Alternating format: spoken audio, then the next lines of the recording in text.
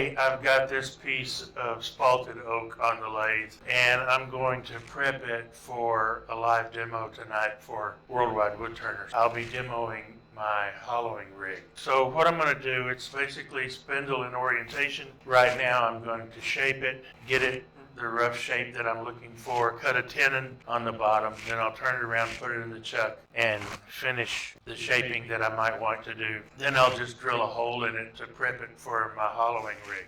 Let me get my face shield on.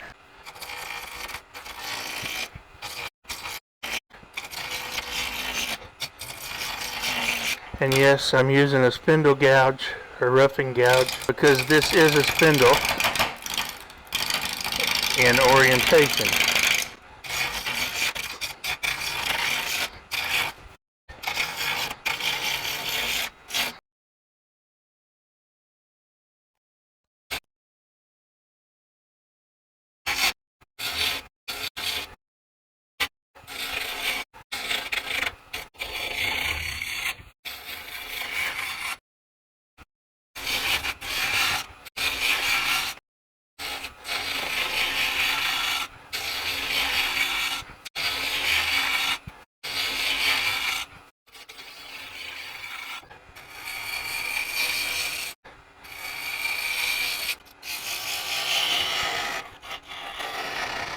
And I did that making a peeling cut. I'm going to make my tenon the same way.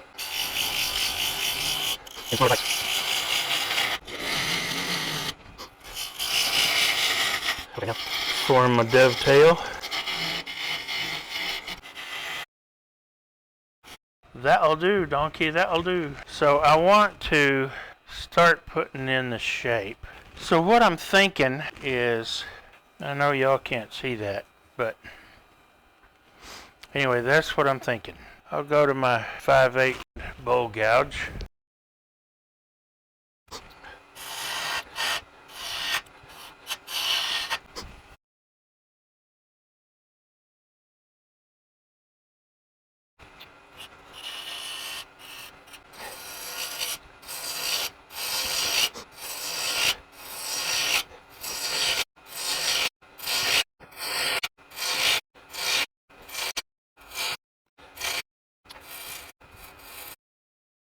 Got that silly crack right there.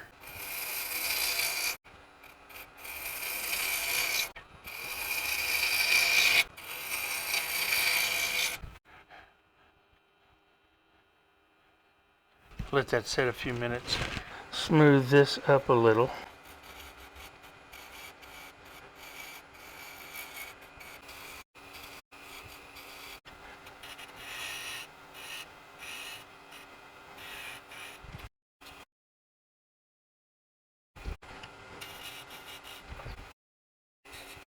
Right here. There's a flat spot. No more flat spot. Not bad at all. This is roughly 97 millimeters. If we go rule of thirds, let's make it 2/3 of that. So 97 times 2 is 194. Not too bad. Put it on the edge and just make a few swipes, turn it over, do the same thing. This is a 600 grit diamond card.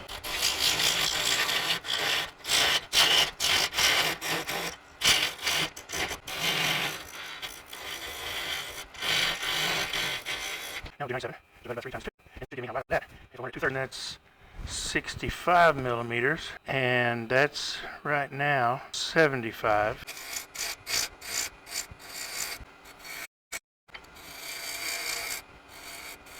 That's enough, and I like the look of it. So I pretty much let that take in all at once, and when I get that taken care of, smoothed back out, I'll come back. This is Starbond medium thick brown CA. You can get your own Starbond by clicking on the link in the description. You'll save 20% off your order. You don't have to enter any codes. Just click on that link in the description. Save 20% off of your Starbond Premium Superglue order. This may be more of that spalted Sycamore that Kim sent me based on these medullary rays here. I stabilized this with some CA as well.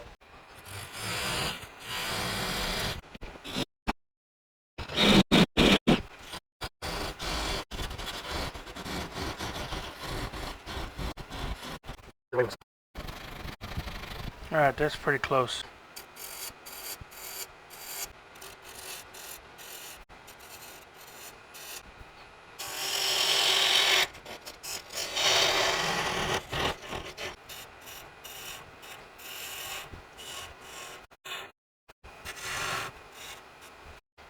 I want to smooth this up some. I'm actually going to start with 80 because it needs it.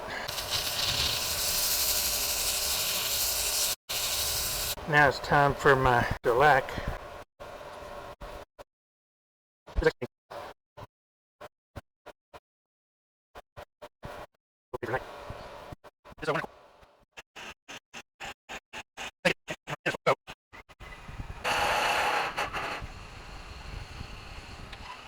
That'll do. Billy, what are we going to do? Questions have been asked about what hollowing tool do you use, or what hollowing system do you use, or what hollowing technique do you use. This thing clamps onto your quill. I didn't want to have to keep changing and adjusting this. So what I did was I bought a Morse Taper 2 blank that's nearly the same diameter as my quill. And I hold it in with a drawbar. That I made this out of 12-inch carriage bolt, 3/8, and it screws into the back of my Morse Taper 2 fitting here. That's really about the only modification that I've made to it. This is just a bowl steady that I made, and I've got it up here to try to counteract as much lateral pressure in here as possible. One of the things that I like about the Elbo tool is it really only takes fingertip pressure and it starts cutting.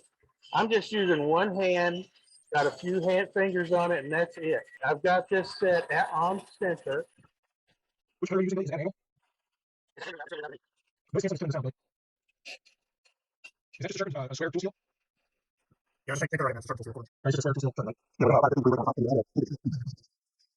There are different things that you can put on here. Once I get it cut, then I will smooth it out on the inside using a carbide teardrop that I got from Ron Campbell, the carbide. Yep. No problem holding that one hand like that. The only thing I do is fine, because the voice over right there is source still got the sound because of the noise of the car. But on that sound, like, it is that smooth. So because all you're doing at this time is the One of the reasons that I went to a hollowing rig is because when I tried to hollow something in a Robert Sorby Hollow Master, it nearly beat me to death. and I like it.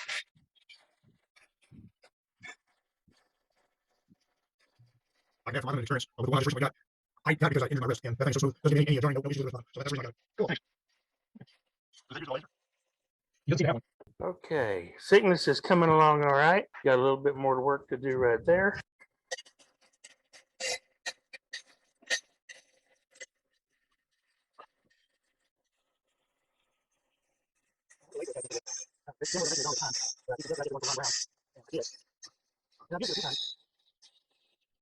I bought one of my wife's sewing machines, and I like to do that. She loves it. In fact, when I put it on, I had a call send me over a couple more.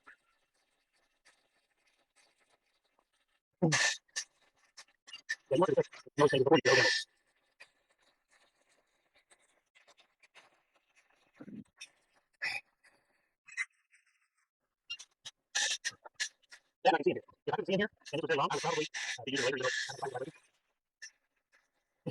That's rule 7.7a. Inside and out, we shall never exceed the outside diameter.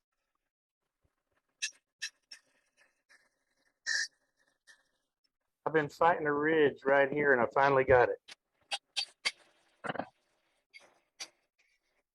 As you can see, Billy has the Sue's guidelines and is wearing his shield. You can see that right now. Because even though he's out of line of fire, he's never completely out of line of fire.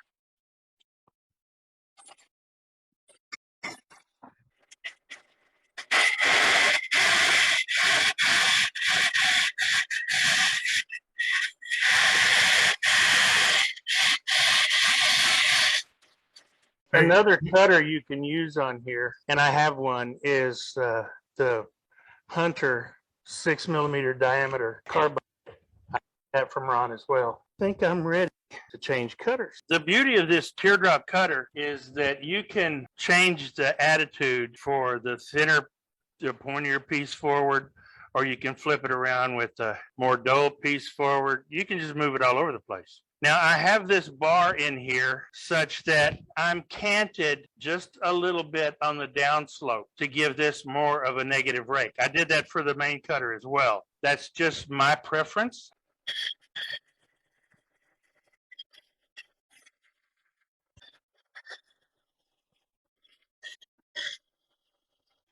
Well, that's a point. I feel the tool, and I know that really bad. And if you use the same pressure bring it all the way out. It will set you deep like that. Can you all see how much more smooth that is in there now? I'm not quite done, but it's looking nice. Somebody gave me an old Cincinnati Reds bat once upon a time. And so I cut 2 slits in the end and stuck some sandpaper in it, and it works just fine.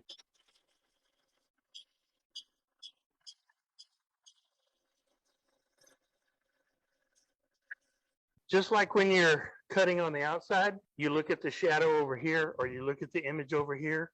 You don't watch where the tool's cutting, you watch over here to see what the shape's coming like. I was doing the same thing watching that back wall inside.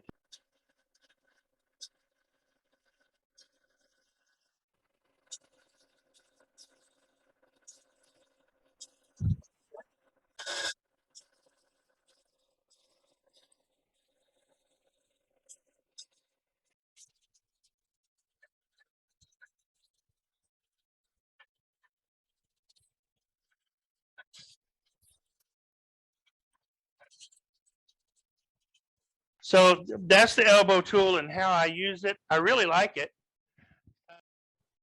That's a view.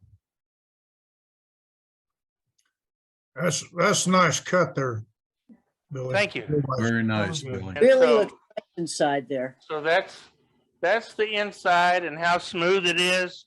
And I don't know how long we've been doing this, but it didn't take that long. Cutting quite well just with fingertip control on this thing. I wasn't moving it around a lot, and I wasn't white knuckling it ever. And when I do use 2 hands on it, it's more for control than anything else. Sometimes you just need that, feel. It's like, for those of you that are fishermen or fisherwomen, it's like when you're fishing and you've got a good rod in your hand and you know what that feel is. The same thing happens not just with this tool, but with any turning tool. If you let your hands and your fingers get attuned to the feel of what a cut feels like, or what a good scrape feels like, or what a smooth cut feels like versus if it's cutting a little choppy or rough, then it's the same thing here. You get that feel, and you can tell when you've got a ridge or when you've got a little chatter that you need to work out.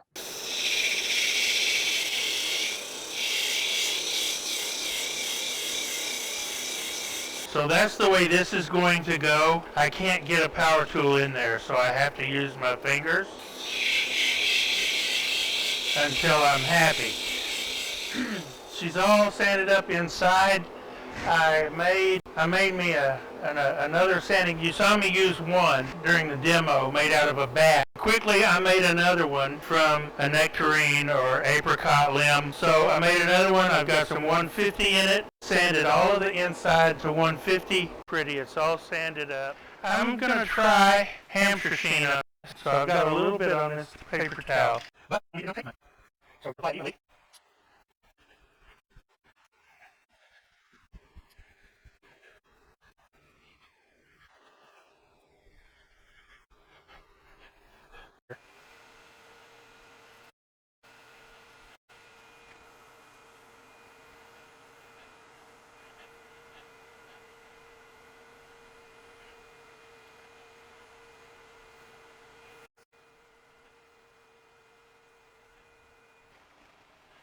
Wow.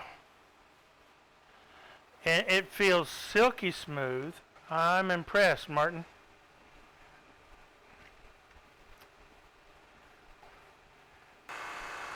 Now y'all don't have a cow because I'm going to get close.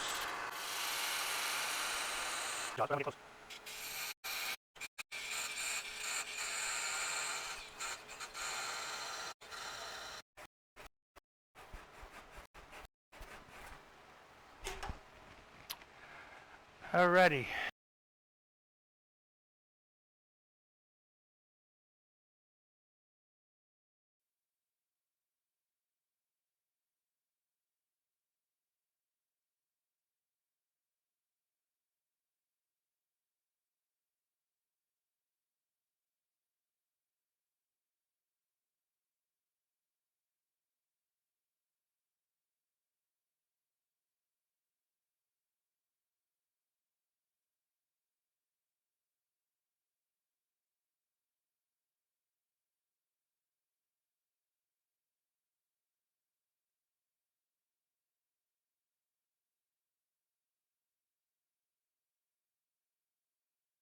Well, my microphone died, and I couldn't hear y'all. You weren't loud enough to tell me we can't hear you anymore. Sorry, it's been so long since I've put a real turning video out, but it's been a crazy few weeks. I mean, really. My wife's been redoing a bedroom. If you've seen the shorts that I've been posting, and I've been helping her. You've seen that. It's almost done, not quite. She's got the chest of drawers painted, but she wanted some decoration on it. It's just kind of plain. And she asked me if I found, or if she found a pattern that she liked, if I could scroll it and we can just applique them to each drawer. So I said, of course, and so she found me that. So I've got to do that next. I also have promised the church 2 new picnic tables. Actually, they're not new. I'm just rebuilding them. And so I've got to take care of that in the upcoming weeks. That doesn't mean I'm not going to be doing any turning. I will try to get some small stuff done. Enough rambling, fat boy. Here's why we're here.